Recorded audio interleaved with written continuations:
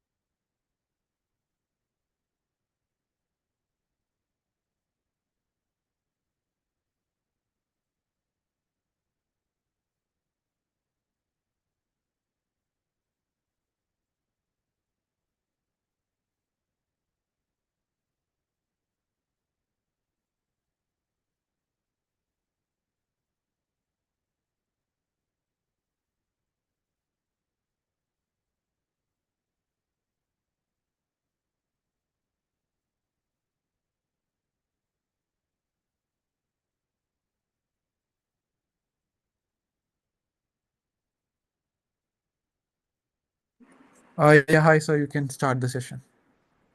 Okay. Good evening, dear students.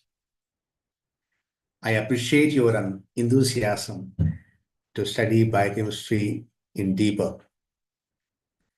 Anyway, today, what I understood from this group is you all are ready to getting ready for the internal assessment examinations in your college, in your respective college. And some major topic has been shared with me. So first of all, I would like to tell you how to prepare, in the sense how to prepare for examinations.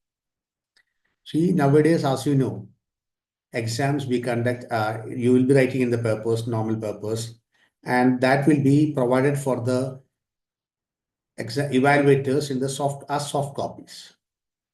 So, see, I'll tell you, it's very difficult when we compare to correction with the hard copy. It's very difficult to correct the soft copy. There, the matter is trying to get the point from your paper. See, when it is soft copies and when we see it in the laptops or the computer, it will be smaller in size. So first, my advice to you is write in such a way that your important points in your answer should be very clear, and the examiners should be able to see that answers, important points in your answers in one glance itself. That means you are supposed to highlight in some ways, some other way. One way is writing the answer with proper subheadings and underlining the important terms. Of course, that you might be doing it in your class, in your schools also. Then wherever you can, it's possible, write in a schematic way. So the thing is, when you study your answer, when you study the answers, prepare yourself for the exam. In the sense, prepare yourself how to write, not only just start trying to understand the important points, but also you should know how to put it in your paper. That clarity also should be there for in your answers. That's a major point. Okay, so I will be trying to teach in that way, important questions in that way. See, today I'll be discussing with you on chemistry of carbohydrate, chemistry of lipids, chemistry of proteins, enzymes, acid-base balance. These 5 major topics. From there, I'll just show you the important questions, major questions, and maybe 1 or 2 questions from each chapter I'll be discussing with you, the most important questions. Okay, let me start now. First of all, on chemistry of carbohydrates. In that, the questions can be, one is define carbohydrate, classified with examples. Actually, explain the types of isomerism inhibited by monosaccharides and write some examples. Mention briefly on polysaccharide, add a note on mucopolysaccharide. Biological importance of carbohydrates. And one major reaction in carbohydrates is Berry's reaction. Then 2 types of isomery form, just to know the difference between that epimer and anomer. In some university, you have 2 mark questions and 1 mark question there. This epimer and anomer question can come. Then a question muta rotation. Another, a short note, a glycosaminoglycans. And of course, it's a part of nutrition, but it comes to the carbohydrate. Just try to say the word dietary fiber. Dietary fibers are the indigestible carbohydrate. That's why I put it here also. And out of this question, in the BDS point of view, I've always felt this Benedict's reaction you are always doing in your exams, in your practical exam classes, and it is there for the practical exams also. That is one important question. And another important question is glycosaminoglycans, or another word, mucopolysaccharides. So I thought I will discuss these two questions with you. First of all, about just in general, you know about carbohydrate, biological importance of carbohydrate. I hope you can understand, you know it. That's a immediate source. Glucose is the immediate source of energy. So in that way, carbohydrate is important. That's one biological importance of carbohydrate, immediate source of energy. Glucose is the only source of energy for the RBC. So that's another importance you should know. Then glucose here is there is one of the component of glycosaminoglycans, which is present in almost all the extracellular matrix. That's another thing. Glucose is stored as glycogen in the body. So whenever you are in starvation, the body will be utilizing glycogen for energy. So in that way, that's important.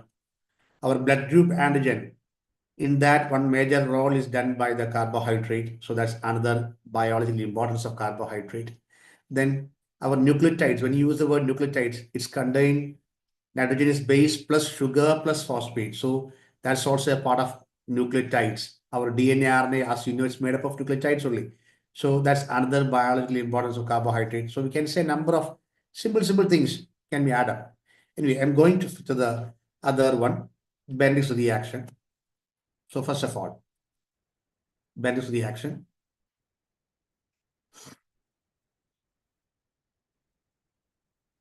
You might have already done in your practical classes on that. What is Bendix reaction? It's the reaction to identify, detect, reducing sugars. You know that, reducing sugar. And then in clinical point of view, what's the use of it? Of course, we use that to identify the presence of glucose in the urine sample. That's what we always use for that. Okay. Now that's a basic concept about Bendix reaction. So first, the introduction part should be this one. Second, what are the components of Bendix reagents and its use? First of all, of course, blue color, that's copper sulfate, which provides the cupric ions. Then sodium citrate is there. That's the one which stabilizes cupric ions. In other words, it prevents the precipitation of cupric ions. Then sodium carbonate that provides an alkaline medium. So these are the components. And then comes the next subheading. What's the principle behind it? Principle is in presence of alkaline medium, these ready sugars form enediol. We just call it as enediol. That means a double bond with two OH groups. Sugar convert to the enediols. That's a totally a reducing compound that reduces the cupric ions to cuprous ions. That cuprous ions first convert to cuprous hydroxide, then come to cuprous oxide. It's red in color.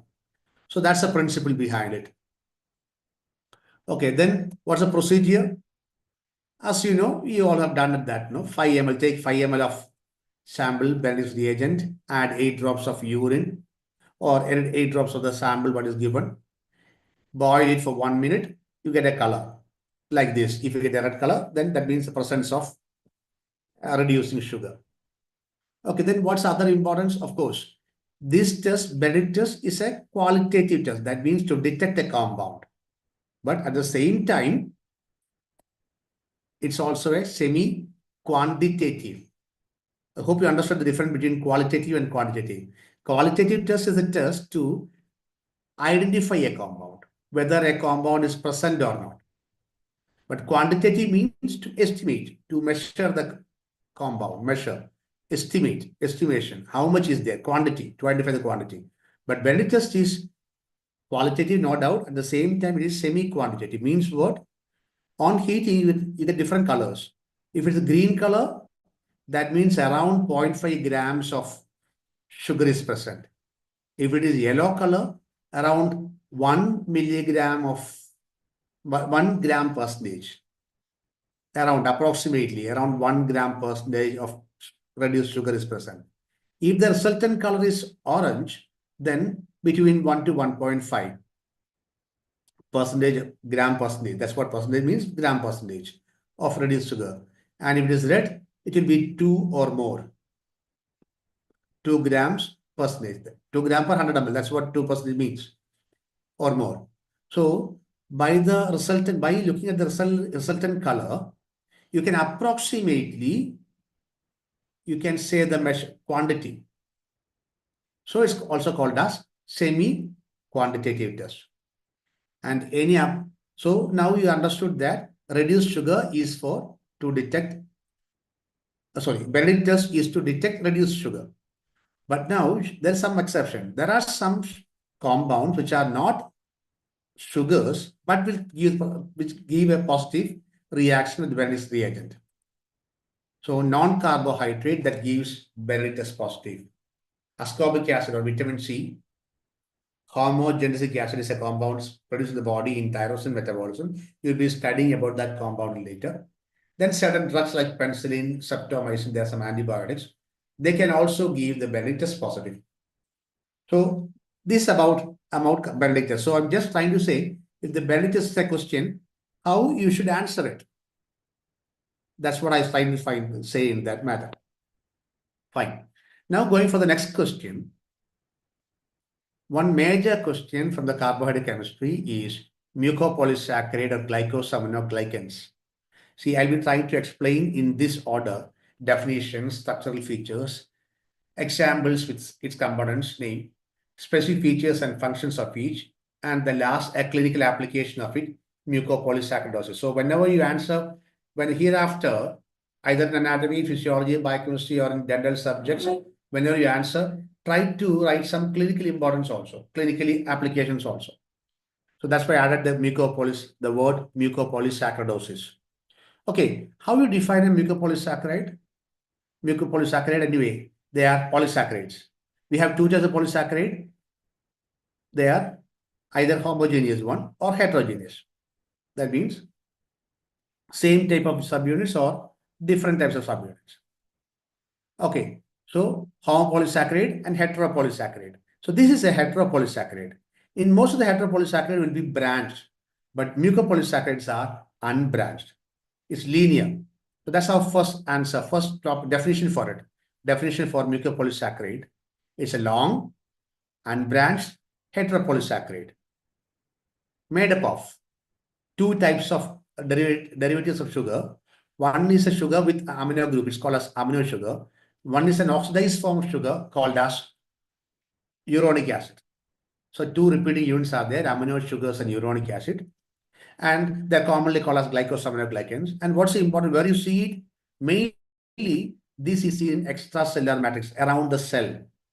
Okay, it will be seen that in the tissues, this is extracellular matrix is the one which hold them together, which help in its movement if they want to move. These are by extracellular matrix. So this is a major component in our extracellular matrix. Fine. So this is a general basic idea about mucopolysaccharide. We have some more. Usually, we can see this mucopolysaccharide attached to a very small amount of protein. Then you use the word proteoglycan. So when there are two things together, protein means protein, glycan means glucose or carbohydrate. I'm sorry, carbohydrate. In that, since carbohydrate is more, we use the word glycan second. Protein will be the suffix, proteoglycans. And if the protein is more in any compound, not here, so you just imagine a compound having protein more concentration and more amount and little bit of carbohydrate. Then we use the word glycoprotein. But here, carbohydrate is around 95% and 5% protein. So we use the word proteoglycan.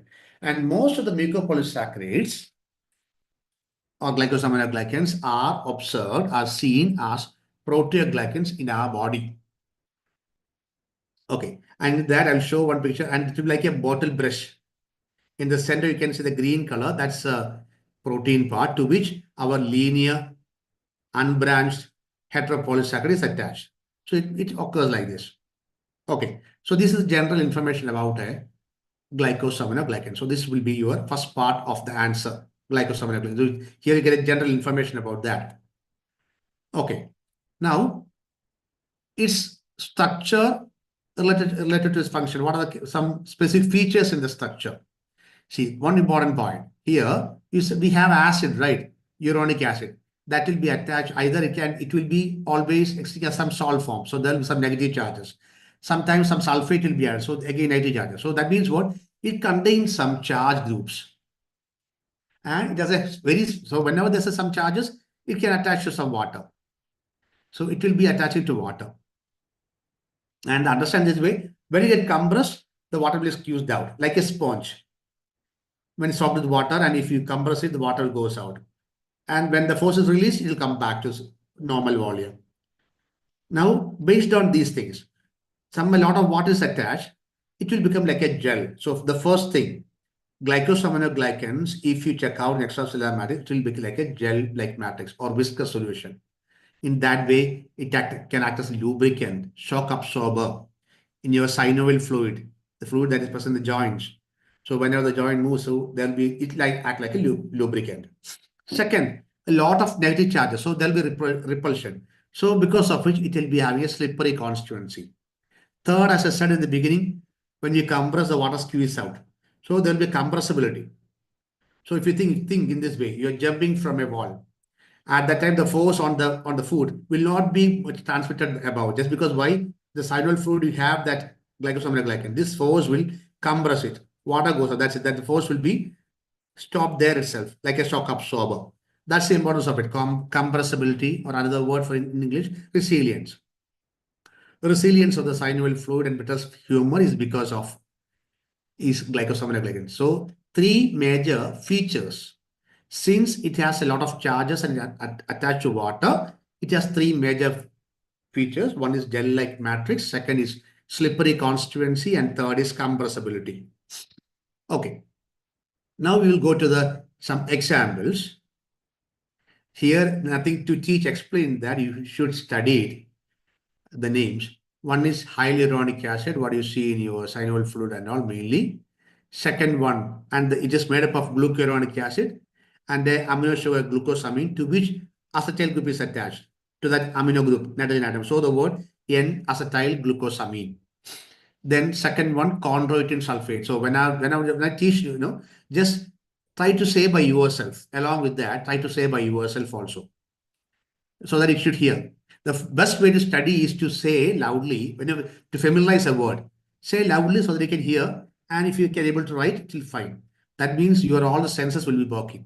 So now you just try to say by yourself glucuronic acid and N-acetyl glucosamine, and then try to visualize that compound also. In chondroitin sulfate, it is glucuronic acid and N-acetyl galactosamine. Chondro means cartilage. So this is the major thing what we see in the cartilages. Third is heparin. It's another form of uronic acid, iduronic acid, and N-sulfated glucosamine. Here, the amino sugar is glucosamine. To that N-nitrogen atom, sulfate is attached. So the word N-sulfated glucosamine. Fourth is dermatan sulfate. Derm stands for skin. So understand this way, is mainly present in the skin. Iduronic acid and N-acetyl galactosamine. Then comes as keratin sulfate. Kerato means cornea, okay? Cornea. Keratin sulfate. There is no uronic acid. It's an exception. Galactose and N-acetyl glucosamine. That's what you have. And one more, heparin sulfate. Above one was heparin. This is heparin. HEPARIN. Heparin sulfate is glucuronic acid and N-acetyl glucosamine again. So these are some examples. Now, all major glycosaminoglycans in our body. And now comes functions. I'll try to say the functions of one by one. First, about hyaluronic acid. Hyaluronic acid, as I said, is synovial fluid. So there's the longest glycosaminoglycans with more than around 10,000 units. No sulfate group, not linked to the protein. There's some exception of it.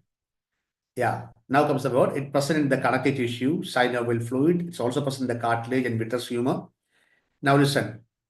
This one, in this way, since present synovial fluid, it acts as a lubricant and a shock absorber. So here, after our fertilization of the embryology part, you will be studying later in your anatomy. These cells, ectoderm, endoderm, mesoderm, these cells will be moving to different areas and get differentiated in the cells. For this movement, you need hyaluronic acid. Present high concentration embryonic tissue. It play an important role in permitting cell migration during morphogenesis and wound repair process. That's one another important function of hyaluronic acid. One more, we say our egg in the of egg contain that one. In the female, we have the egg, no, for fertilization of the egg and sperm. That egg will be covered by with a layer of hyaluronic acid, and the sperm contain hyaluronidase enzyme that will go and break it, and then the sperm enters. That's also might be there. Anyway, I'm just trying to say the most important functions of it. Important functions. So as I said, in the synovial fluid, act as a lubricant, then shock absorber, cell morphogenesis, and then morphogenesis process, and then wound healing process. We need synovial fluid. So this one, hyaluronic acid. Second one, heparin. Heparin, as I already said, what are the components? Then the point is, as you know, it's a anticoagulant.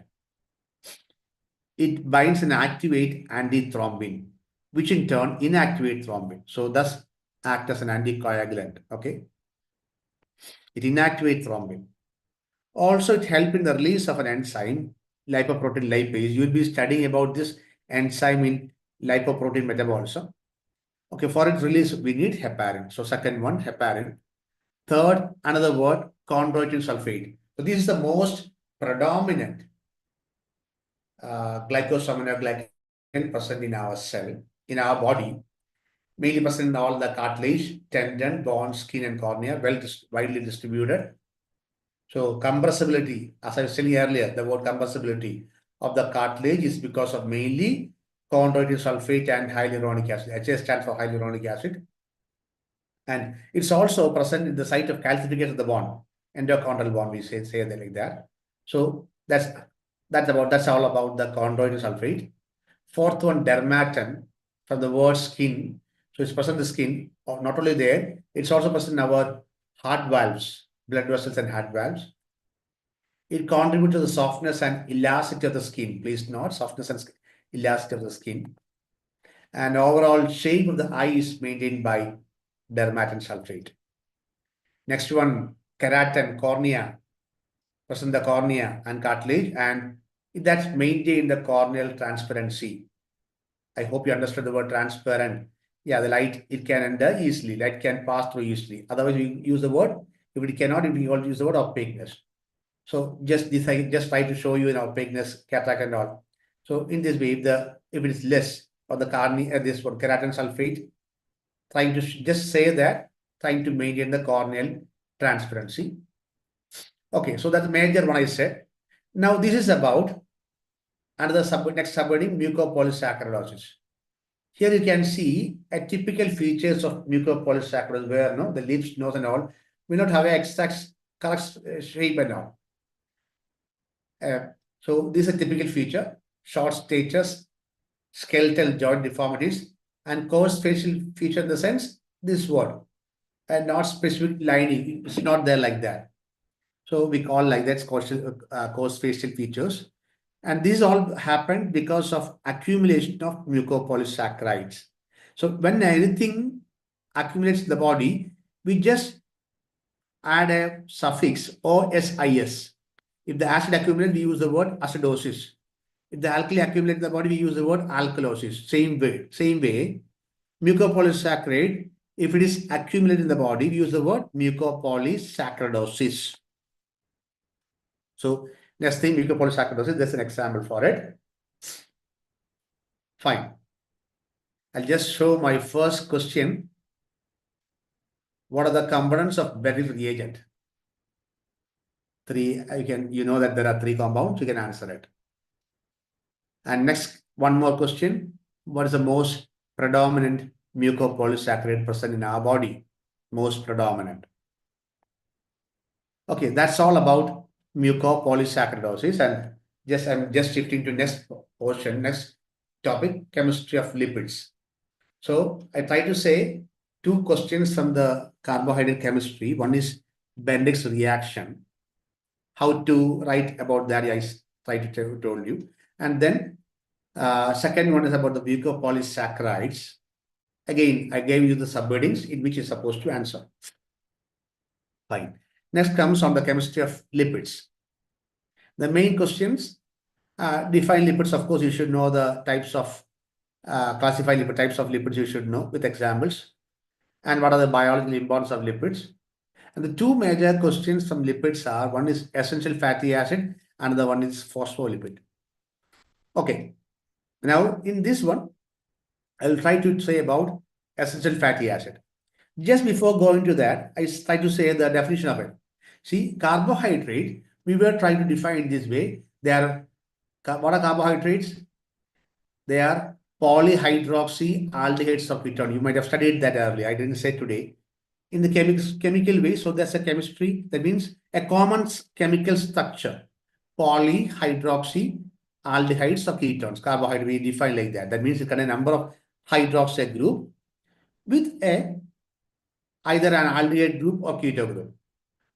Okay, that's about the chemistry of carbohydrate, or how we will define it. But lipids, they cannot be defined with just in this way because chemically they are different.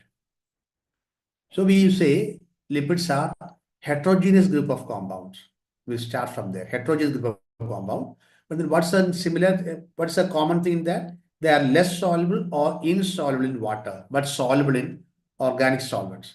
That's how we define the lipids. Okay. In that, fatty acid comes as a derived lipids. So now we'll study about here. Today, chemistry of lipids, I'll try to teach you on essential fatty acid. From the word, okay, I'll go back. Essential fatty acid. See, this slide was actually a misorder change. Mucopolysaccharide is a part of other question. Any genetic disorder where there's an accumulation of glycosaminoglycan, we call it as mucopolysaccharidosis. Two examples: Hurler's disease, Hunter's disease, Sanfilippo disease. Some disease name I just at this point of time, you are just trying to know name of it, nothing else. I have written one more thing. What's the defect there? See, any compound for the degradation, we need some lysosomal enzymes. Any enzymes are produced from the gene. So any gene defect, some changes in the gene because of which lysosomal enzyme that breaks the compound. So we use the word common name lysosomal hydrolase involved in degradation of glycosaminoglycans. If they are absent, that leads to mucopolysaccharidosis. Okay, fine. Going for my other topic, essential fatty acid. Essential fatty acid. How will you define it? Whenever I use the word essential, you should understand that not only is that they are very essential for the body, more than that, they cannot be synthesized in the body, but should be supplied to the diet. So that's the first point about essential fatty acid. Definition: fatty acids that cannot be synthesized, it should be in the body, but essentially should be supplied through the diet. That's the definition of essential fatty acid. Then all the essential fatty acids contain a number of double bonds, more than two. So they are PUFA, means unsaturated fatty acids. Okay, now name them. We have two major essential fatty acids and one semi-essential. They are linoleic acid. It contains 18 carbon atom. Then I put 2, that 2 stands for 2 double bonds are there. The positions are 9 and 12 for the double bond. And when you count from the last carbon atom, the last carbon atom is also called as omega carbon atom. The first double bond we will see at the 12th position. So when you count from omega 1, omega 2 like that, it will be the sixth one. From the omega 6 carbon will be having the first double bond if you count from the last. So it's called as omega 6 fatty acid. So first essential fatty acid is linolenic acid, and another one is linolenic acid. It also contains 18 carbon atoms. There are 3 double bonds at the positions of 9, 12, and 15. So if we count from the last 18 carbon atom, 18, 17, 16 like that. So the double bond between the 16 and 15 and 16. So that will be omega 3 fatty acid. So these two are the essential fatty acid, and we have one more semi-essential, that is arachidonic acid. If we have linolenic acid in surplus amount in our body, then arachidonic acid can be synthesized from it, from the linolenic acid. So in that way, arachidonic acid is semi-essential. Okay, that contains 20 carbon atoms and contain 4 double bonds at the positions of 5, 8, 11, 14. So if we count from the 20th carbon atom, it will be the 6th carbon atom. We have the double bond, so it's also called as omega-6 fatty acid, name we said. And biochemical reason why is called as essential. Why? Biochemical reason for it.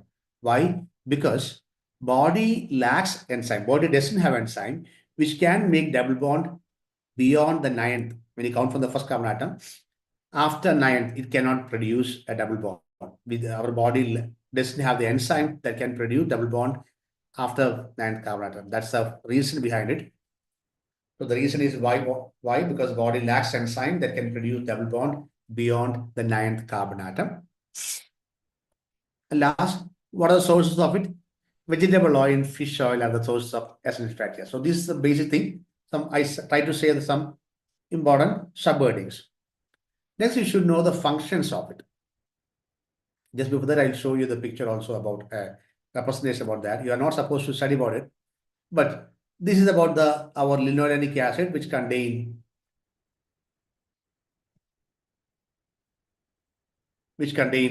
18 carbon atoms of, when you count from the last, omega-1, omega-2, omega-3. You can see the first double bond from if you count from the last. So it's called as omega-3 fatty acid. This is linolenic acid. Exactly speaking, alpha linolenic acid. And the most important function of it, from that alpha linolenic acid, you can synthesize 2 PUFAs in our body. One is called as eicosapentaenoic acid, EPA, and then another one, docosahexaenoic acid, DHA. Both are essential for our body, from which the first one from which we produce prostaglandin. That's a local hormone, like function it has, prostaglandins. And docosahexaenoic acid, that's important for the development of brain and RBC, brain and retina. And see, I just try to show schematically. When you write in the examination paper, if you put like this, very easy to identify it. Easily you can score marks in that. That's why I put it in the schematic way.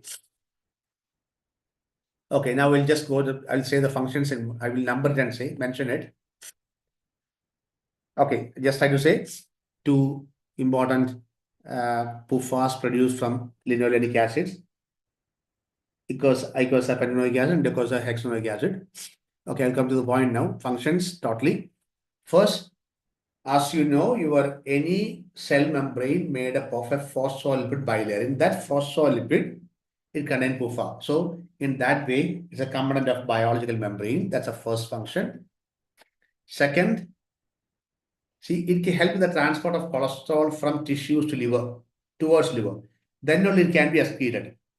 If the cholesterol is not excreted, that can lead to the thickening of blood vessels. That's what I showed here. Thickening of blood vessels. I hope you are able to appreciate this one, thickening. We call it as atherosclerosis.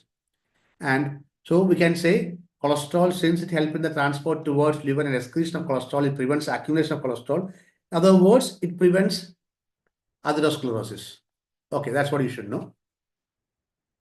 Third, that's how, in this way, it is anti-atherogenic.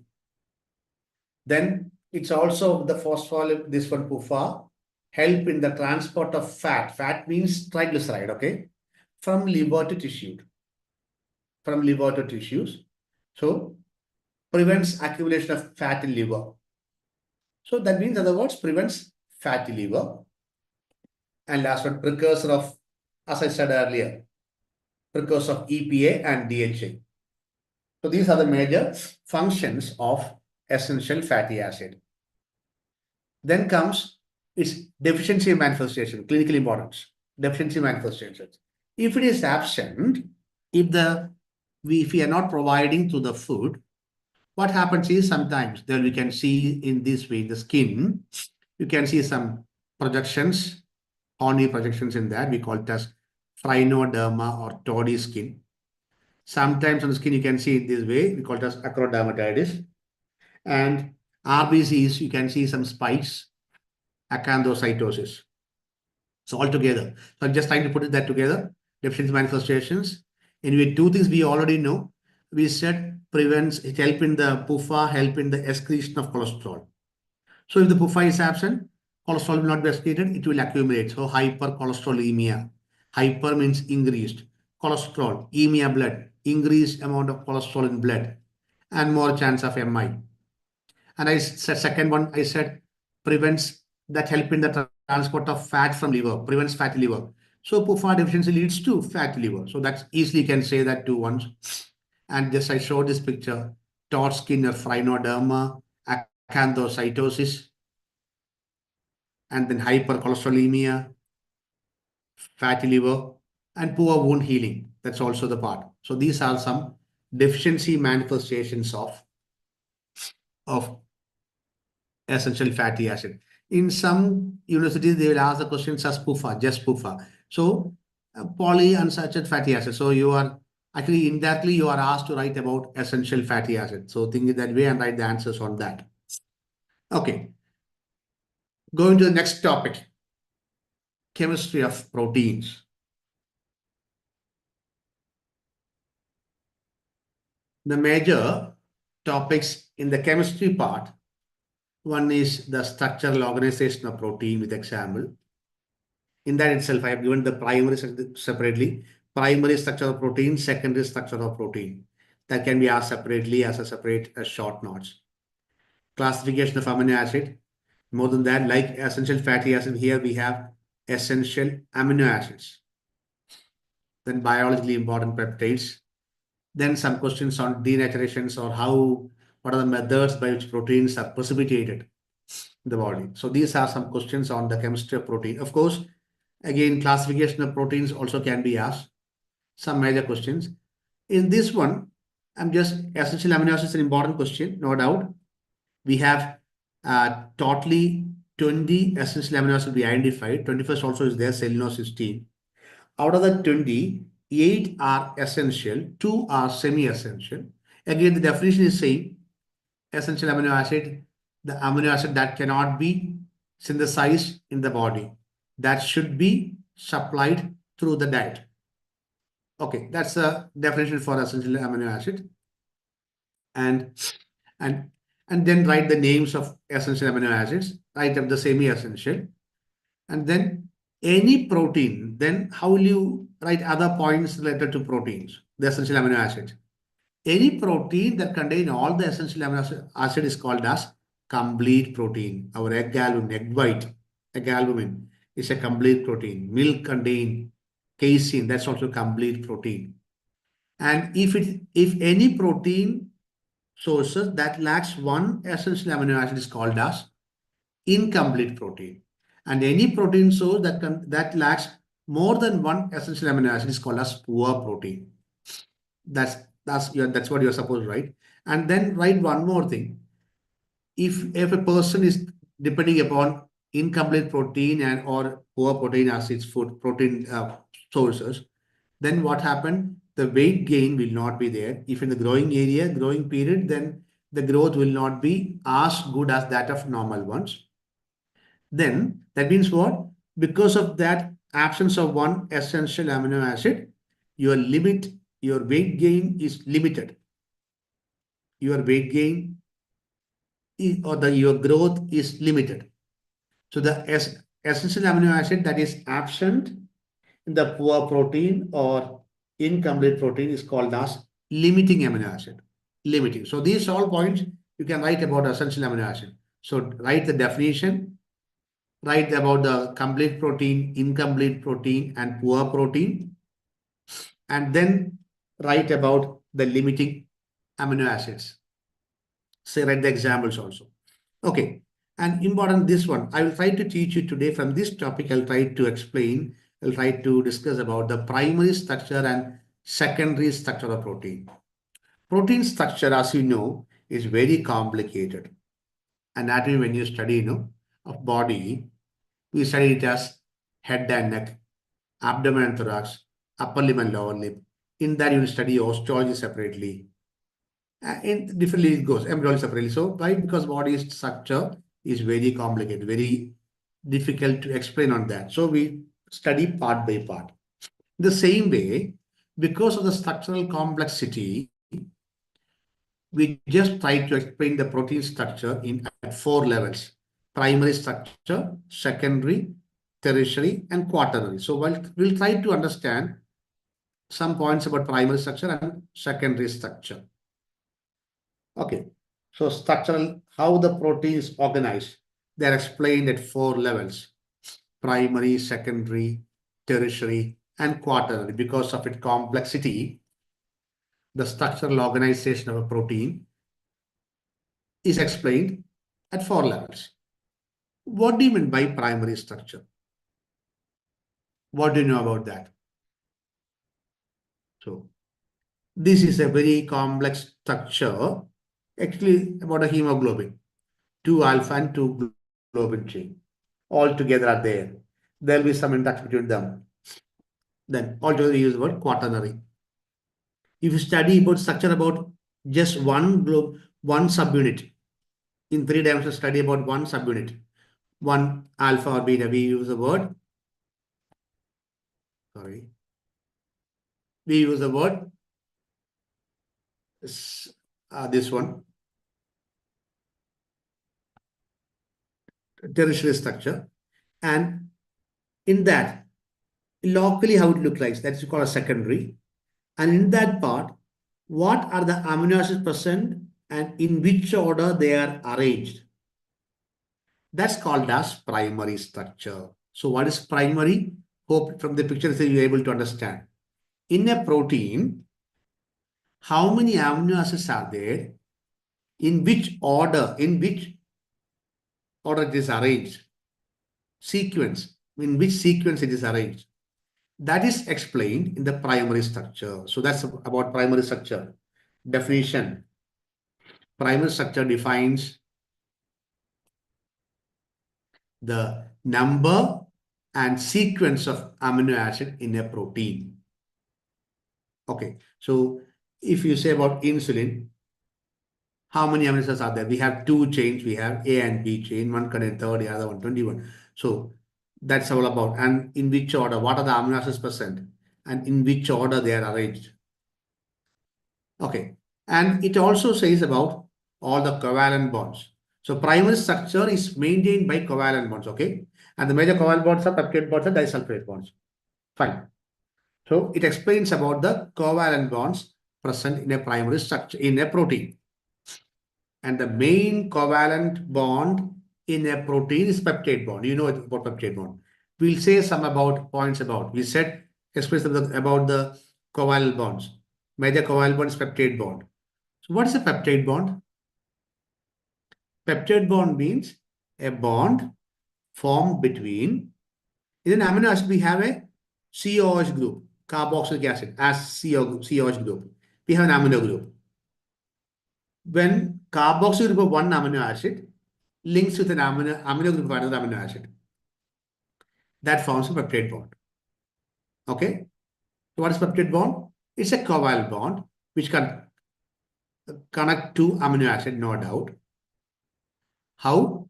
By condensation of an amino group and a carboxyl group. Amino group of one amino acid combined with the carboxyl group of another amino acid. Then there is a removal of water. That's called as condensation.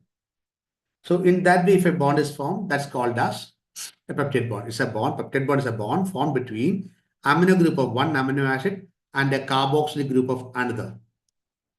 By a process of condensation in the sense, by the removal of one water molecule.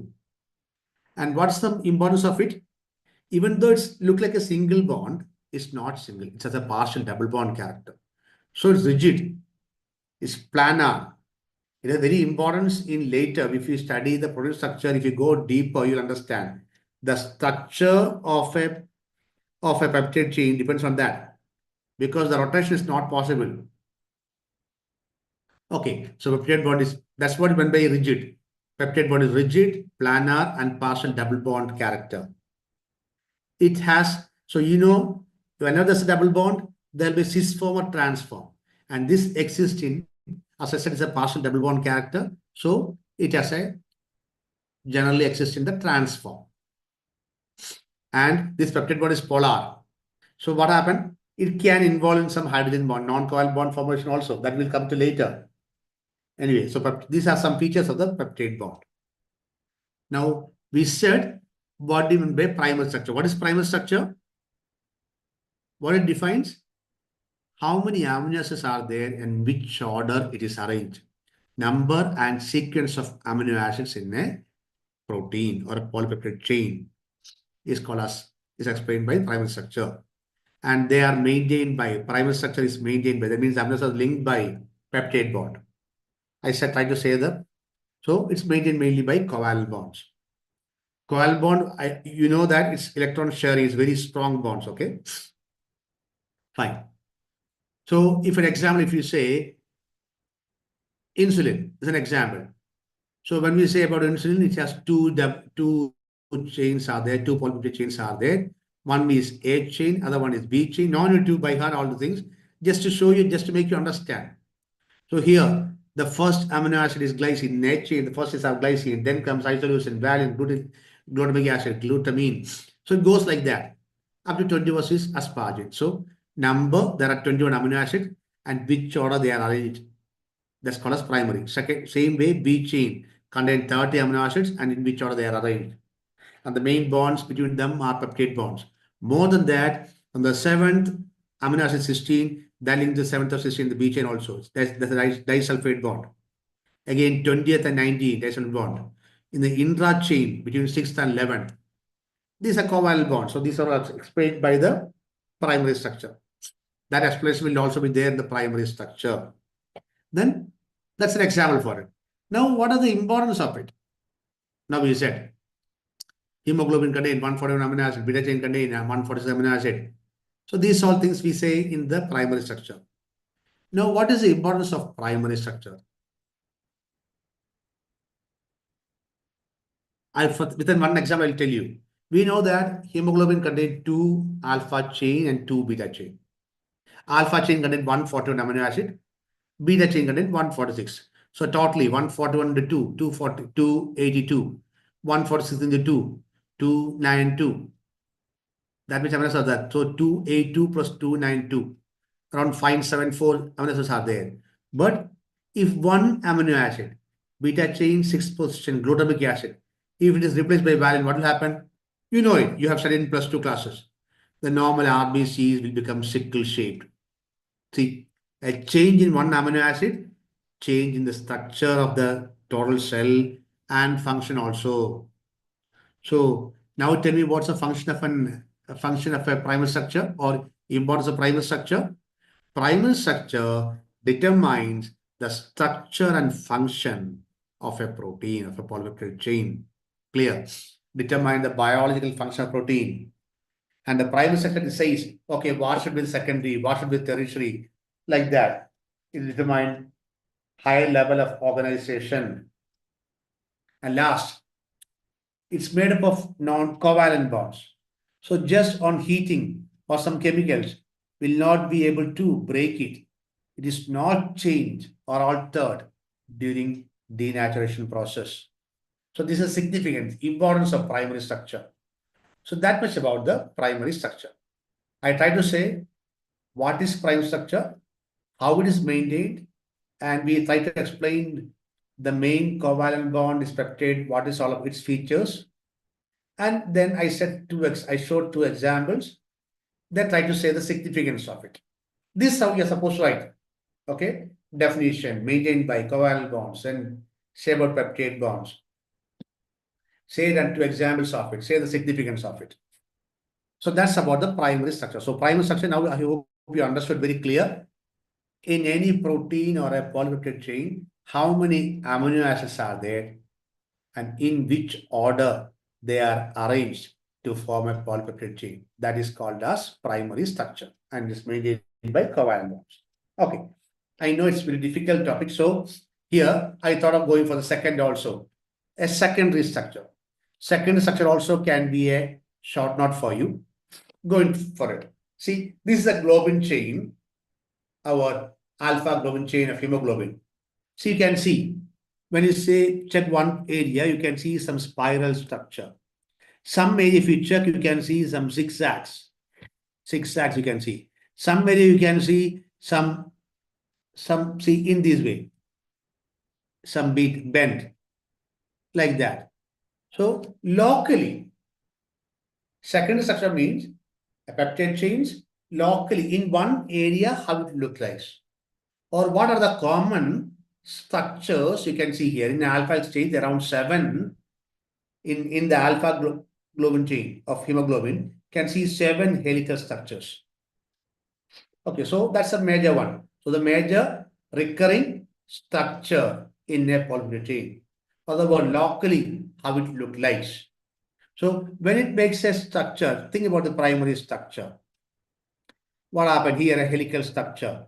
Here there'll be one amino acid here, second here, third here, fourth here, or third maybe 1, 2, 3, fourth might be here. And the first will be near to the fourth one, and they'll have a linkage.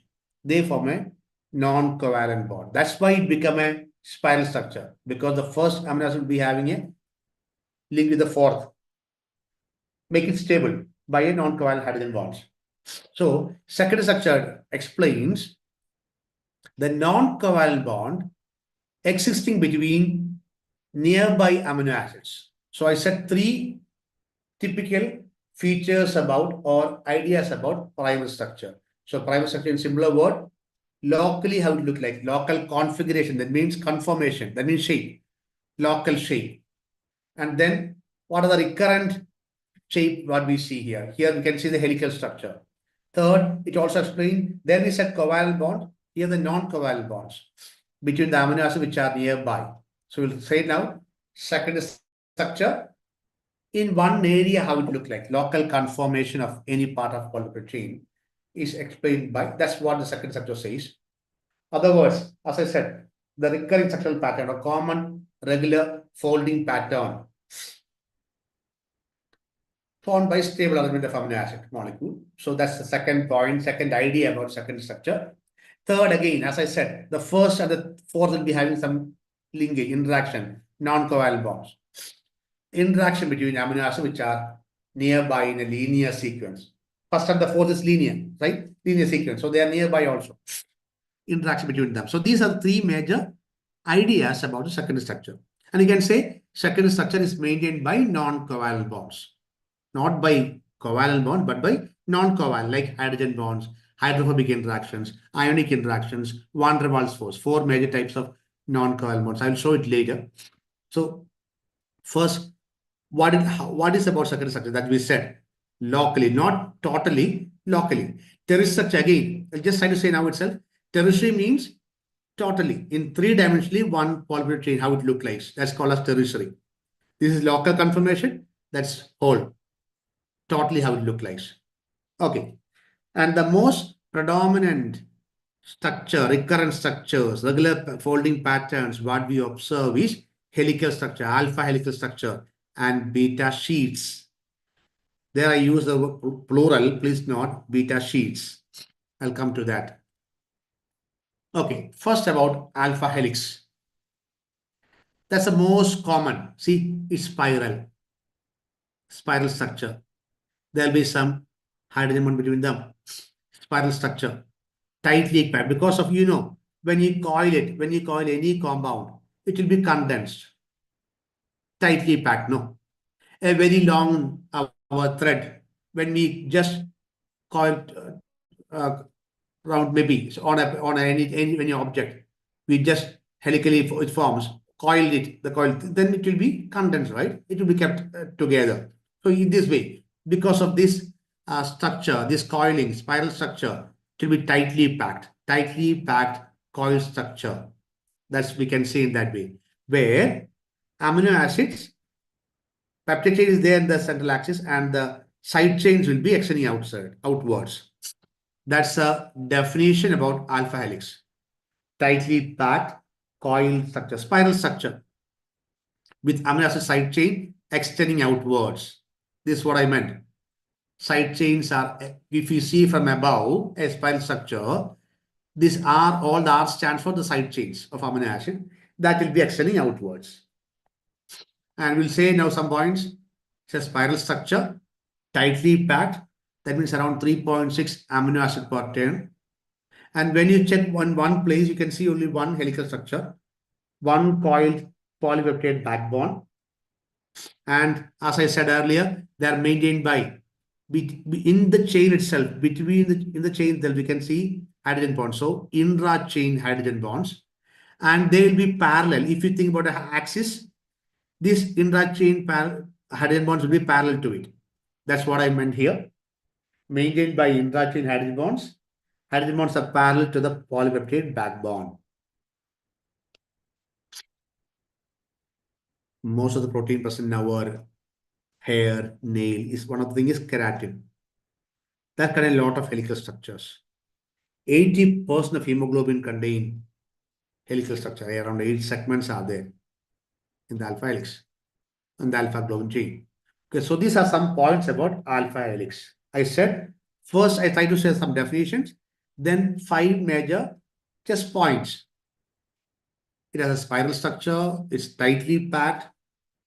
The distance between amino acid is 1.5 angstrom. That means in one turn you can see 3.6 amino acid. And one there you can see one spiral structure, one polypeptide chain maintained by intra-chain hydrogen bonds. I hope you understood.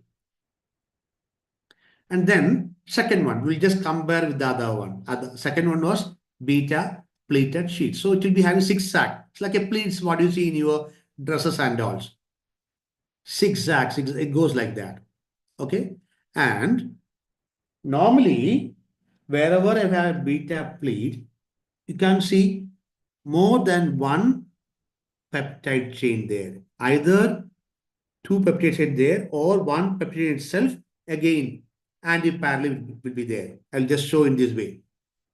Either two peptide chains you can see. So two peptide beta sheets are composed of two or more segments of, there it was tightly coiled packed, it is extended with a pleated appearance due to zigzag nature. So zigzag, that's what another type of secondary structure. That's what meant by beta sheets. Two or more segments you can see. In alpha helix, you were able to see only one polypeptide coiled polypeptide chain. Here you can see two or more. Just coiled, here is fully extended. There just spiral, here pleated appearance, zigzag nature.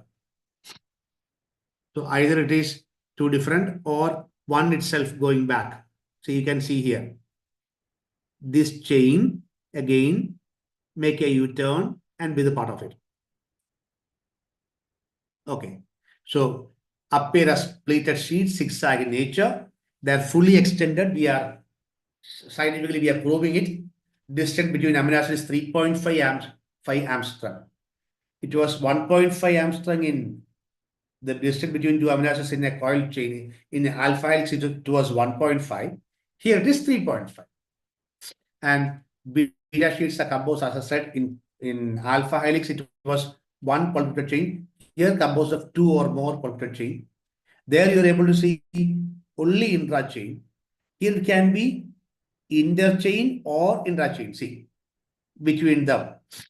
This is intra-chain, but this is intra-chain, this is interchain. Two different chains. You have hydrogen bond, we call it as interchain. Here, one chain itself have a bend and making it, so it is intra-chain. So it can be interchain or intra-chain. And one more, they are perpendicular, right? This is the axis, and the hydrogen bonds are perpendicular. Hydrogen bonds are perpendicular to the polypeptide backbone. So these are some features of, now when we compare and study, it will be easy for you.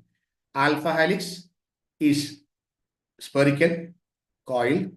Here it is appear as pleated sheet, zigzag in nature. That was coiled, tightly packed. Here it is extended. That was 1.5 angstrom the distance. Here it is 3.5 angstroms. There only one polypeptide chain. Here two or more at a site. There only intra-chain hydrogen bonds. Here interchain or intra-chain. There the hydrogen bonds are parallel to the axis. Here it is perpendicular to the polypeptide backbone. Example, an enzyme carbonic anhydrase. So these are the two major secondary structures, recurrent structures you can see. But not only that, you have something else also. I'll come to that now.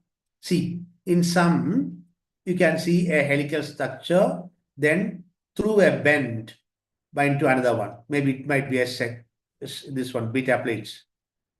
It can go like that also. We have some more things. We have some other, they are the usual one. Predominant ones are alpha helix and beta plate structures.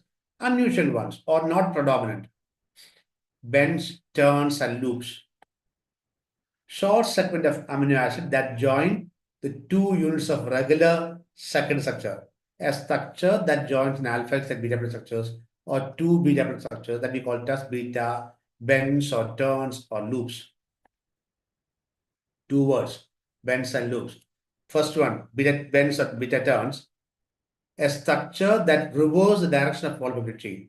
So this one, just go in one direction. Suddenly you want to make a reverse your directions. Then you see beta bend or turn. You can do it. Consists of mainly 4 amino acids. Mostly it will be proline or glycine. Second type is loop. Loop in the sense, I will show a picture later.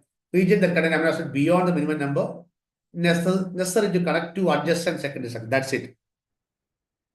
This will not change its directions and all.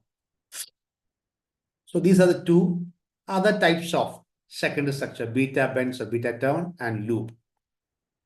Okay, as I said earlier, the secondary structure is maintained by non-covalent bonds, hydrogen bonds, electrostatic bonds, that means ionic bonds, van der Waals force, and hydrophobic bonds.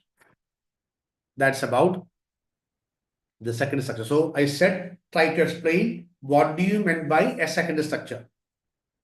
Local conformity, very important part. See, primary and secondary structure are probably very important for you. I'm just trying to explain that primary secondary structure now again. Locally, in one area, how it look like. So local conformation. Or what are the recurrent structures, what you see. And one more, is explained about the interaction between the first and the fourth. That means in a linear sequence, adjacent amino acids, how they are interacted. What are the non-covalent bond exists between them? And they are maintained by non-covalent bonds. So what happened? During denaturation, the secondary structure will get destructed. The secondary, tertiary, and quaternary, these three structures get destructed during denaturations. Only the primary structure will not get altered. Why? Because it's maintained by covalent bonds. You know it. Okay. Some super secondary structures also there. Now, again, the third question comes. The primary structure of protein is maintained by what? Okay. Super secondary structures. We have something like that also. Beta hairpin. Two anti-parallel beta strands connected by a tight chain of few amino acids. We call it as beta hairpin. Helix loop helix. Two helical structures bound by a structure of amino acid. Helix loop helix. Zinc finger motif. Two beta strands, beta sheets with an alpha helix and a zinc molecule. We call it as zinc finger motif. Then helix turn helix. You understood that from there. Two helical structure with a turn, beta turn. So these are some super secondary structures also. So this much you are supposed to say about secondary structure. Okay. Going for the next topic now. Enzymes. Hope this much is clear for you about the second structures of protein, primary and secondary. And enzymes. Classification of enzyme with example is very important question. That can be an essay or in short note. Factors affecting enzyme activity is a frequent recurrent essay question. Enzyme inhibition, another important question. In that, most important on competitive inhibition is the most important question. Then clinically important enzymes related to MI and liver disease. Then isoenzymes is another short note. Coenzyme. Coenzymes are the organic compounds, okay, which are essential for enzyme activity. Can be another short note. So these are some major main questions of enzyme. Classification of enzyme, please note.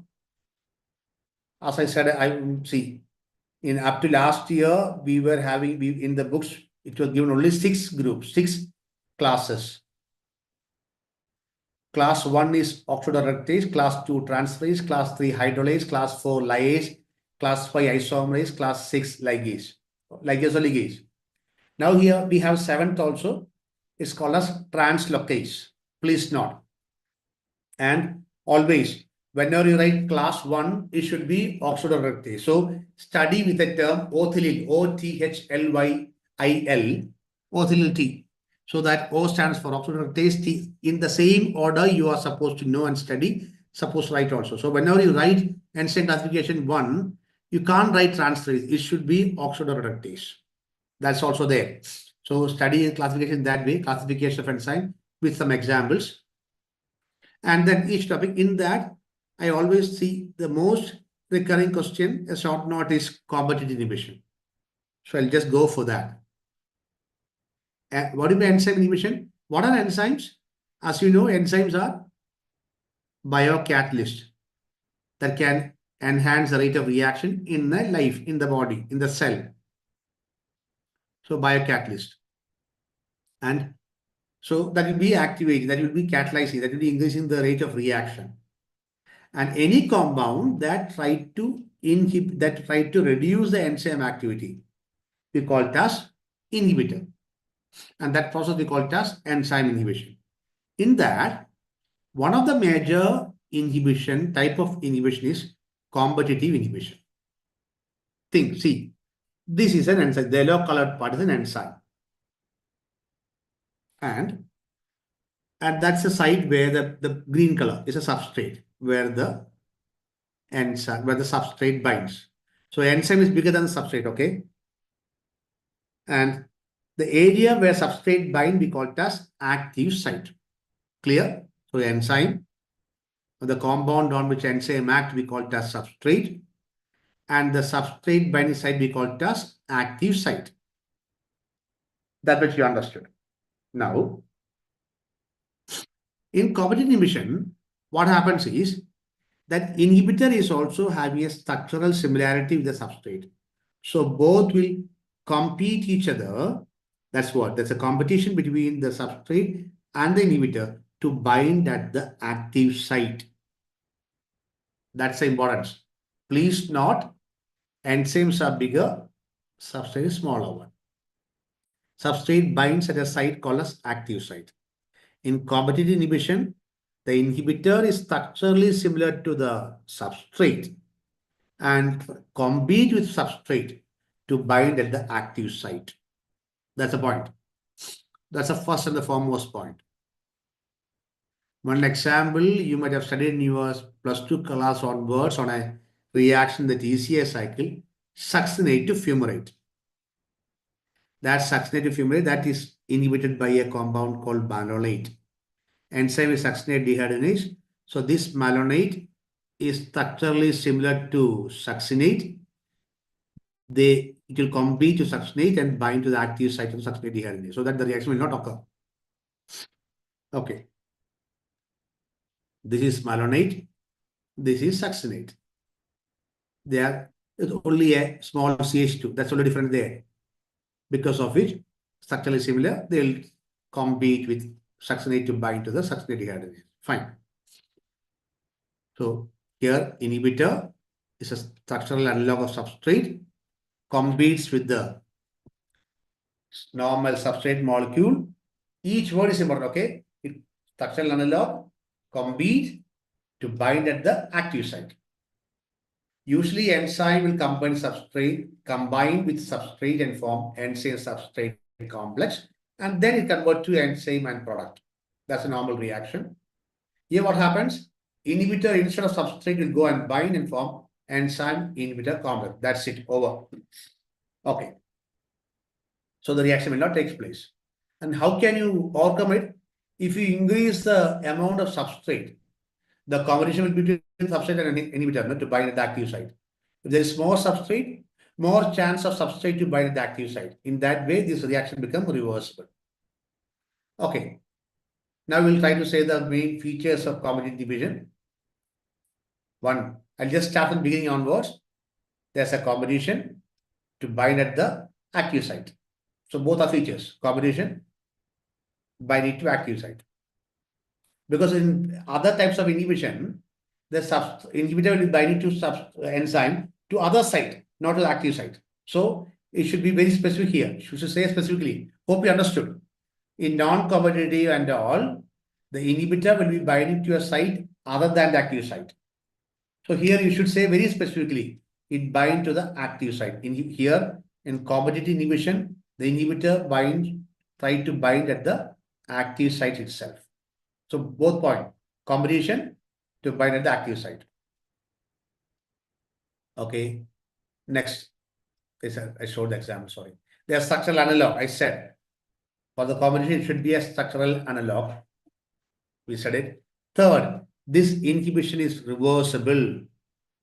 If you add extra amount of substrate, that can reduce the chance of inhibitions. So inhibition is reversible. Here, what happens is bind to substrate at the active site is not changing the shape of the enzyme, so that the function is not changing. Any enzyme has two properties. One, the maximum velocity it can attain, we call it as Vmax. Here, the structure is not changing, the function is not changing, so the maximum velocity it can attain is always the same. So Vmax is same. Understand that way. This binding is not changing its shape, so the function is not changing. So the Vmax, the maximum velocity it can attain, that is remains same only. But you need more substrate to attain maximum velocity. That's it. We have one more feature for an enzyme we call as Km value. Km value is also another short note for you. Here I'm not going to teach about Km value, just trying to say Km value means, what is Km value? Is a substrate concentration required to reach the half the maximal velocity. Vmax is the maximum value to the half of the Vmax. To attain that, how much substrate you need. That amount of substrate we call as Km value. For each enzyme and substrate combination, it will be unique. So two unique features for the enzyme, Vmax and Km value. And here, what happened? There's not change in structure of the enzyme, and also the Km Vmax is not changing, but we need more substrate to reach the Vmax, right? Or Vmax by 2. So Km value is increased from this plot, double reciprocal plot. Velocity substrate on this one, we are putting 1 by V on y-axis and 1 by S on the x-axis. There what we see, without inhibitor, this is 1 by Km. This is the Vmax. Now when there's change the inhibitor, when there's an inhibitor, what happened? 1 by Km is decreased. That means Km value increased. That's why 1 by Km decreased. And Vmax is same. You can see here. So that's what the next point. Both Vmax remains unchanged, Km values increase. Clinically, what is the importance of this inhibition? This is the type of inhibition by which most of the medicine what we give acts. Pharmacological action of drugs is by combination inhibition. Many drugs, many medicines, what a patient takes acts by combination inhibition. We have some exceptions also. That's why I use the word most of drugs, many drugs. We have saved some example. I'll say with a funny example. Whenever a patient is brought to the hospital having by taking methanol, which style you know about that? Not the correct alcohol, other one. Methanol, if they have, then what do the hospital people do? There they can inject some amount of ethanol to them. So I'll just show the last one. Ethanol as an antidote for methanol poisoning. Ethanol, an antidote for methanol poisoning, is one example. Some anticoagulant what we take, that's dicumarol, is an example for, again, that act by competitive inhibition. At least 4 examples you study. An anti-cancer methotrexate, when you study which one you understand these 2 examples. Methotrexate is structural similar to folic acid, inhibit an enzyme folic reductase, act as anti-cancer agents. Another one, sulfonamide. It's a structural analog of a compound called para-aminobenzoic acid. So it's an antibacterial drug. It inhibits folic acid synthesis, thereby prevent the bacterial multiplication. So it's an antibacterial. So four major main drugs, medicines, how it acts. That's an example I have given here. So now I said about competitive inhibition. I hope it's clear for you. Competitive, from the words you understood, competition between the substrate and inhibitor. Who is bigger? Enzyme is bigger. So this inhibitor and substrate and inhibitor will be combining each other to bind at the which side? Active site. Okay. And this can be made reversible by increase the level of substrate. Good, you understood it. Okay. And two features of an enzyme, Km and Vmax. Here structure is not changed, the function is not changed. So the Vmax it can attain, the enzyme is always same. So Vmax remains same, but Km value is increased. And clinical importance of competitive inhibition, most of the medicines act by in this way, most of the drugs. That's what I said. Exact word can be most of the pharmacological action of drugs is by competitive inhibition. Okay. Now, one more example I have given here. We just commonly call a statin that to reduce the level of cholesterol in a patient. If the cholesterol level is high in a patient, we just give a medicine called a statin, common name, that inhibit an enzyme that is involved in cholesterol synthesis, HMG CoA reductase. That's another example for commodity inhibition. Okay. Now, the question number 4. In commodity inhibition, Km value is dash and Vmax is dash. Okay. Last topic for today's class, acid-base balance. Most important question, what's the normal level of normal blood pH, physiological pH, how much is the blood of the blood? Explain the various mechanisms by which it is maintained. There's another, together it's an essay. We have three mechanisms we have. One is blood buffer. Second one is respiratory mechanism. First is we have some buffer.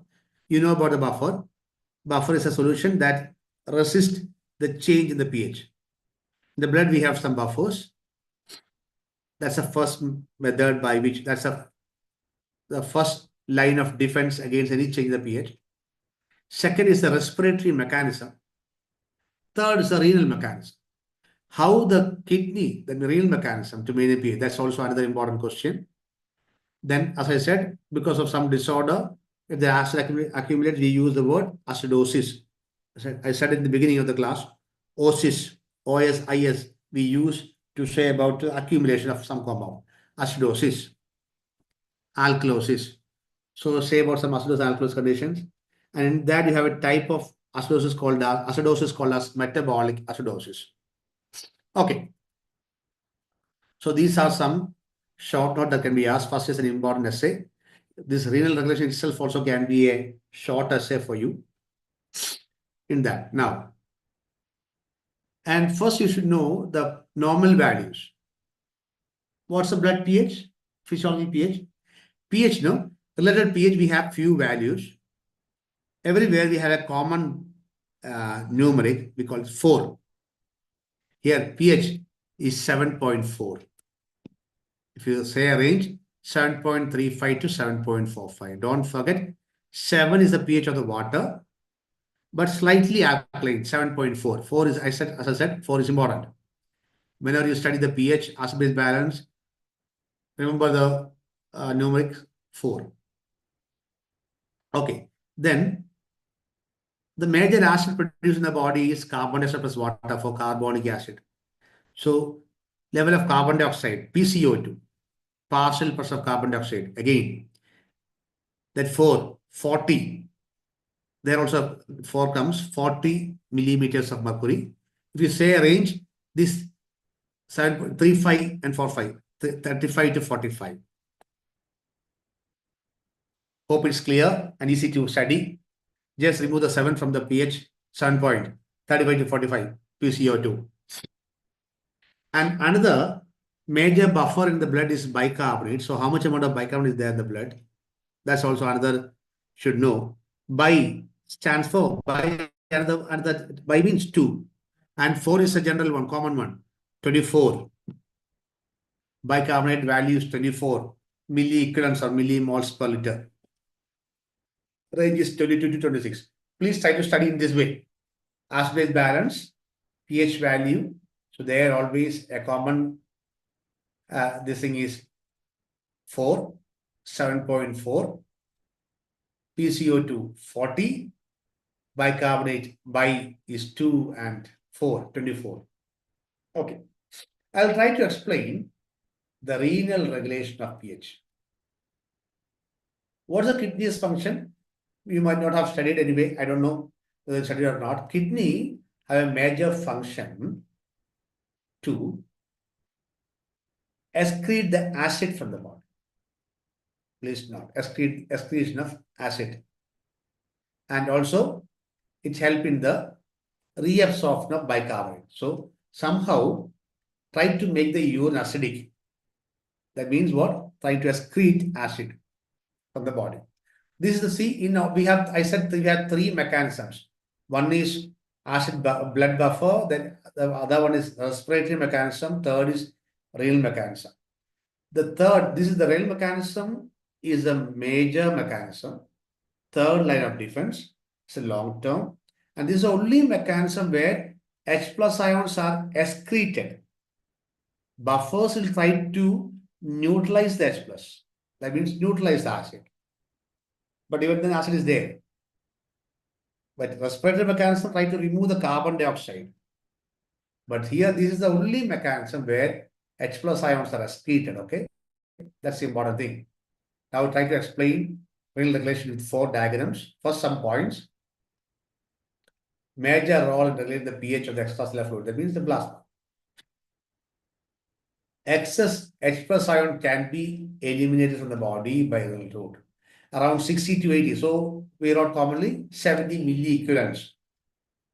Okay. And a very funny thing, please note, our blood pH is 7.4. The 7.4, as you know, pH means minus log of hydrogen concentration. So there the concentration at 7.4, pH 7.4, the concentration of H plus is 40 nanomoles. Please note, when I say the blood pH is 7.4, the concentration of H plus ion is 40 nanomoles per liter.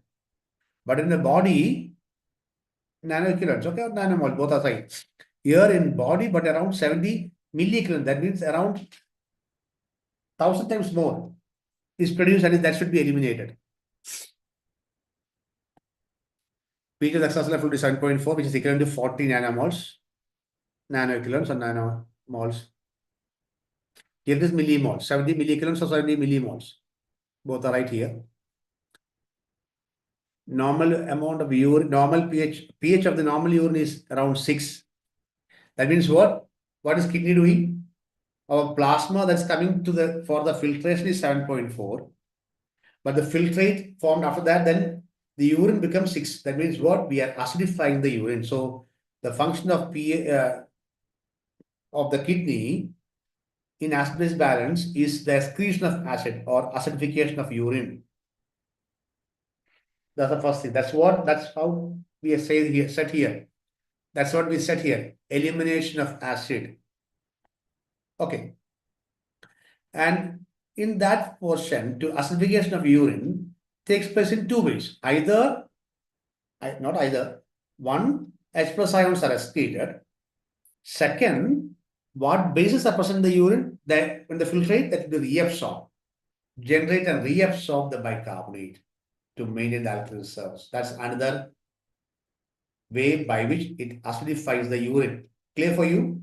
So it acidifies the urine 2 ways. Either it excretes out the acid, not either. One, it excretes out the acid. 2, it takes back the alkali or bicarbonate from the urine, from the filtrate to the cell, reabsorbed. Okay. Now, how we do that? We'll try to study that. We have 4 mechanisms. We'll come to it. excretion of hydrogen ions or reabsorption of bicarbonate, excretion of titratable acid. I'll explain one by one. Excretion of ammonium ion, excretion of H plus ion as titratable acid, excretion of H plus ion as ammonium ion. That's what it meant. I'll just say one by one. Just understand this way. This tabular column stands for, this is the lumen in the sense of the kidney renal tubules through which the filtrate flows. This is the tubular cell. Nearby we have the blood vessel and we have just called as plasma. Now what happens? In renal tubules, renal tubular cell, we have a main enzyme carbonic anhydrase. I said that word there earlier when I said about beta printed sheets. Carbonic anhydrase have more structure of beta printed sheets. Okay. What the enzyme do? In the renal tubules is there, it's rich in carbonic anhydrase like hemoglobin RBC. This is rich in carbonic anhydrase. What do you do? To combine water with carbon dioxide and form carbonic acid with the help of carbonic anhydrase. Then that convert into H plus ions and bicarbonate, dissociates into H plus ions and bicarbonate. This much is clear for you. Then what happened? This H plus ions through this red color thing circle shows a transporter, a protein transporter, through which H plus ions are going out, and in return for the electrical neutrality, sodium comes in from the filtrate. H plus ion goes out. In the lumen, the filtrate, we have sodium ions. That sodium ion comes in. So it's a, what do you call for this one? Goes in two direction, antipod. Sodium, hydrogen antipod. Using that, the sodium comes in and hydrogen in the tubular cell is good. That means H plus ions are excreted. Then this both sodium and bicarbonate, there's a symporter, green color is a symporter. Through the symporter, okay, before that, this H plus ion combined with any bases, any negative charges, and goes out to the urine. So H plus ions are excreted. Meanwhile, this bicarbonate and sodium together through a transporter goes to the plasma. So by this process, what happens in proximal convoluted tubules, H plus ions are excreted. At the same time, bicarbonate is generated and goes to the plasma. In the tubular cell, bicarbonate is generated, okay? Newly formed. So two things happens here. And we have two systems also. One sodium hydrogen exchanger antipod. Other one is our sodium bicarbonate antipod also. So sympod also. Okay, here what is happening? Occurs in PCT, and not only excretion of H plus ion, but also a generation of bicarbonate. As I said, our renal tubular cell is rich in carbonic anhydrase. It catalyzes the production of carbonic acid from carbon dioxide and water. Thus, increases the bicarbonate level in the blood. So we call as bicarbonate is called as alkali reserve. Reserve, we are reserving the alkali in the body as bicarbonate. Okay. Now understand that a clinical importance, a carbonic anhydrase inhibitor, one drug, azathiolamide. What happens? It inhibits carbonic anhydrase so that the H plus ion excretion will be less. More water goes out, it's a diuretics. Okay. Next comes reabsorption of bicarbonate. Understand that during filtration, a lot of, in the glomerulus, during filtration, lot of sodium bicarbonate will be there. That can split into sodium and bicarbonate. But this whole bicarbonate is reabsorbed. Maximum the PCT itself. How? We'll just find out. This bicarbonate as such cannot be reabsorbed from the body. We don't have a transporter for it. It is impermeable. Then what the body do? We'll study now the same mechanism what we said earlier. carbon dioxide, what is there in the tubular cell, either produced in the tubular cell or through the blood, it comes and diffuses into the cell, combines with water. We have a carbonic anhydrase there that help in the conversion to the carbonic acid, production of carbonic acid. It dissociates into bicarbonate and H plus ions. Good. Now understood this much. This H plus ion goes out with the help of sodium, hydrogens, and the pot, and sodium comes in. This is fine. This sodium bicarbonate also goes in. Now what happened? This H plus ion will combine with bicarbonate in the lumen, just opposite of this one, combines and form carbonic acid. Then just opposite of this one, converts to carbon dioxide and water. Carbon dioxide is a gas. It can diffuse. Only bicarbonate cannot be reabsorbed. So it cannot reabsorb the carbon dioxide. Carbon dioxide comes in, combines water and form carbonic acid, then to bicarbonate. So second bicarbonate is not generated, but is reabsorbed in the form of carbon dioxide. In this way, it's reabsorbed, then both sodium and bicarbonate goes to the plasma. So here what is happening? This reabsorbing the maximum bicarbonate that is filtered out by the glomerulus. Clear? Reabsorption of bicarbonate. This is a mechanism by which we are conserving the bicarbonate. That means in the blood we had bicarbonate. We are not allowing it to get excreted out. We are conserving it. We are preserving it. Occurs mainly in the PCT. Is completely reabsorbed. Is completely reabsorbed in the PCT. So this is all about the reabsorption of bicarbonate. You can explain that in words. I just showed you in picture. Now, so in this process, there's no net excretion of H plus ions. Please note. Third, excretion of titratable acid. What is it all about? Titratable acid in the sense weak acid, undissociated form. So what happened? If there is titratable acid in any solution in undissociated form, so H plus ions are not free, so the pH will not change. That's what you should understand. Now listen to me very carefully. In the body, as I said, around 60 to 80 milli equivalents of H plus ions are formed. They are excreted out. They should be excreted out. But the pH 7.4 stands for 40 nanomoles. That other one is millimoles. This is nanomoles, only 40. Okay. And when the pH is, see, in the lumen, what happened? When you excrete out almost 60 to 80 milli equivalents, the pH suddenly change. It will go down like anything. When the pH goes less than 4.5 in the lumen, filtrate lumen pH, if it goes less than 4.5, then further H plus ions cannot be excreted. So how will you do it? Even then we have a lot more. Clear for you? When the 7.4 pH shows how much amount of H plus ion? 40 nanomoles. We want to excrete 60 to 80 millimoles. So, but if you going to try to excrete out everything, the pH will suddenly go down. From the 7.4 become 4.5, then totally it cannot excrete out further.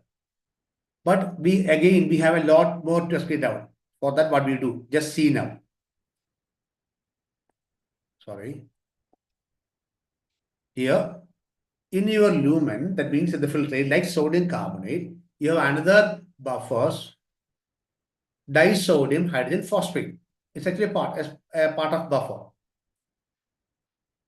It will be dissociated into sodium and sodium hydrogen phosphate. Is it okay? In your lumen, through the filtrate, disodium hydrogen phosphate comes, dissociates into sodium and sodium hydrogen phosphate. It's a weak acid form. Now the remaining our old story as such. Carbon dioxide combined with water form carbonic acid, converts to H plus ions and bicarbonate. Bicarbonate goes out. Now H plus ion, when it comes out, if H plus ion stand as such, suddenly the pH change will go down. then further pH will not get excreted out. So what the body do? In the lumen, this fellow will combine with this weak fellow and form sodium dihydrogen phosphate. It's a very weak acid, undissociated form. So what happened? All the H plus ions, almost all the H plus ions are converted to a undissociated form. So the pH will not change. So that the further again, if you have more extra H plus ions here, that can be excreted, that can be that can come out through our transporter. That's what it meant. Hope you understood. If you when you read, you understand that. See, H plus ion excretion requires the presence of some CO2 buffer. That means a weak acid or salt, weak acid.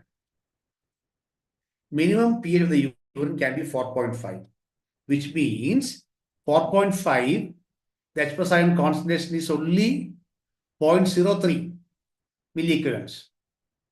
0.03. Okay, that means 30 nanomoles. But we have to excrete out 60 millimoles. Hope you understood. 4.5 mean pH 4.5 means it's equivalent to 30 nanomoles or 0.03 millimoles. But the body wants to excrete out 60 to 80 millimoles. 1,000 times more. Not 1,000, 2,000 times more.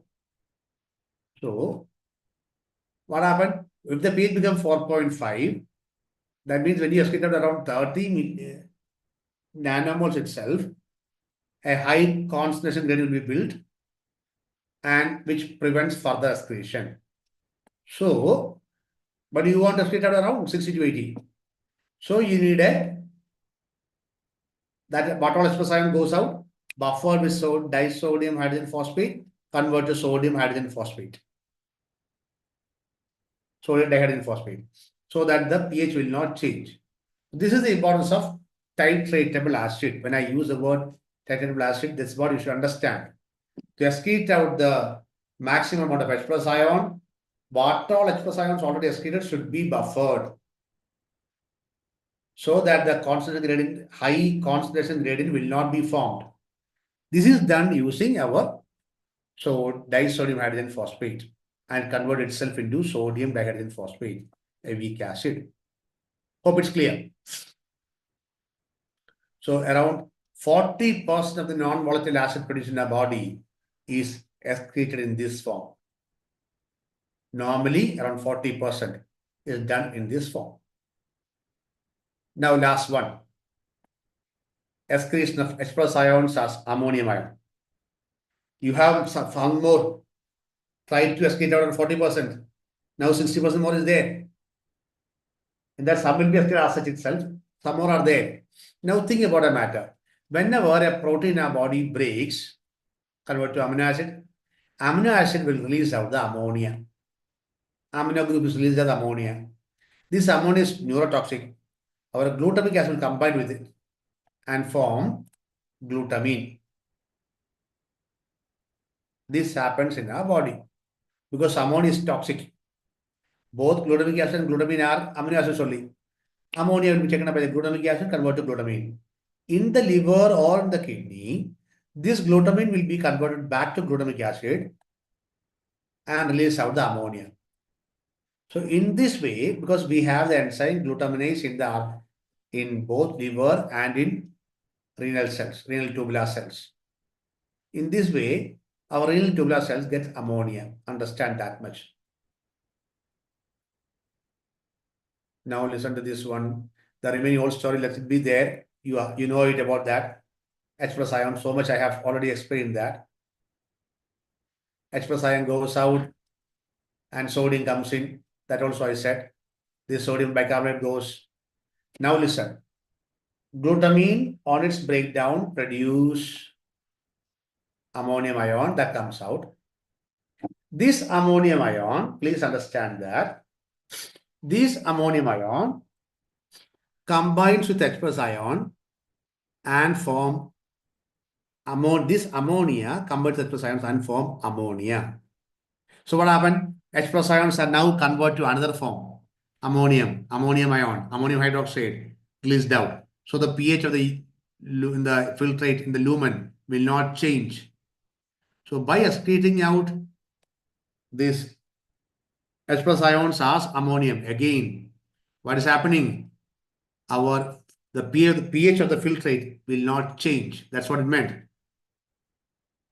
Thus, this is another mechanism to buffer the H plus ions secreted in the tubular lumen. About half to one-third of the body acid load is eliminated in this way. This method is predominant during acidosis. Okay? From the acidosis, fine. Okay, so this is the fourth method of excretion of fourth method by which the H plus ions are excreted, thereby the pH is maintained by the kidney. Three ways of excretion of H plus ions. I'll repeat once again. For the maintain the pH, we have three mechanisms. To maintain pH, we have buffer, we have respiratory mechanism, we have renal mechanism. Buffer, the major buffer is bicarbonate buffer. Just for the sake of understand that bicarbonate buffer, we have a phosphate buffer and we have a protein buffer. Three buffers in the plasma. In protein buffer, protein is made of amino acid. Which amino acid have a maximum buffering capacity? Histidine. Histidine has the maximum buffering capacity. So we have buffer, three types of buffer: bicarbonate buffer, phosphate buffer, and protein buffer. Protein buffer, proteins are made up of amino acid. Which amino acid having maximum buffering capacity? Histidine. Second mechanism is respiratory mechanism. It's a very short-term mechanism by removing the carbon dioxide. Third is the renal mechanism. The kidneys mechanism is, in one sentence, acidification of urine.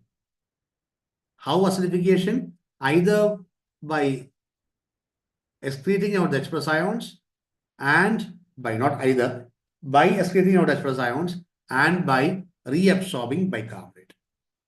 Excretion of H plus ions in three ways. One, as such, excretion of H plus ion. Second, excretion of H plus ions as titratable acid, that is nothing but our weak acid, sodium dihydrogen phosphate. Third, excretion of H plus ion as ammonium ion. That are three ways of mechanism by which H plus ions are excreted. Another fourth mechanism for the maintaining the pH is by reabsorbing the bicarbonate. Okay, hope you understood. Now, your fifth question for you. Name the amino acid having maximum buffering capacity. Okay, so here I try to say the main questions of 5 important topics. Just one question each, one or two questions from each topic. I hope you understood the topics. Any doubts you can message or you can just ask now. Otherwise, we can stop here. Hope we can again, I will come back to some other topics for you later. Today, let me complete this thing here. Thank you for your patient listening.